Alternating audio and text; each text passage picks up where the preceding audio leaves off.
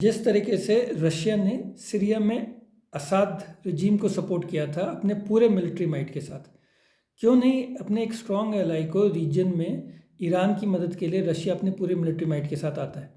इसके पीछे 5 रीज़न है। जो पहला रीज़न है वो ये है कि रशिया खुद अपने घर पे यूक्रेन के साथ लड़ाई लड़ रहा है।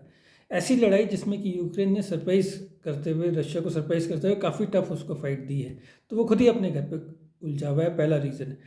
जो दूसरा रीज़न है वो सीरिया में जब फाइट कर रहा था वो तो डायरेक्टली वो इसराइल के अगेंस्ट फाइट नहीं कर रहा था, वो सुन्नी जिहादी ग्रुप जैसे कि ISIS या फिर अल नसरा ग्रुप के अगेंस्ट फाइट कर रहा था, और जो कि एक ईजी चॉइस थी।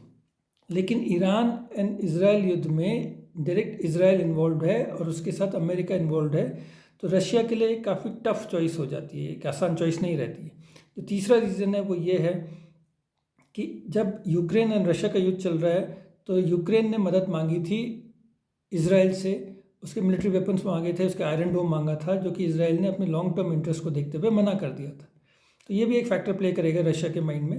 जो चौथा रीज़न है वो ये है कि वर्ल्ड अटेंशन जो है वो इस समय डिफ्लेक्ट हो गया है from Ukraine and Russia crisis से, वो चला शिफ्ट हो गया है टू ईरान एंड इसराइल के क्राइसिस में। तो ये फिर रशिया अपनी मनमानी कर सकता है और सिविलियन टारगेट्स को भी हिट कर सकता है, जो कि वो कर रहा है। और आखिरी रीज़न ये है कि डोनाल्ड ट्रंप को किसी भी कीमत में नाराज़ नहीं करना चाहेगा व्लादिमीर पुतिन, क्योंकि डोनाल्ड ट्रंप ने यूक्रेन की मदद करने से मना कर दिया।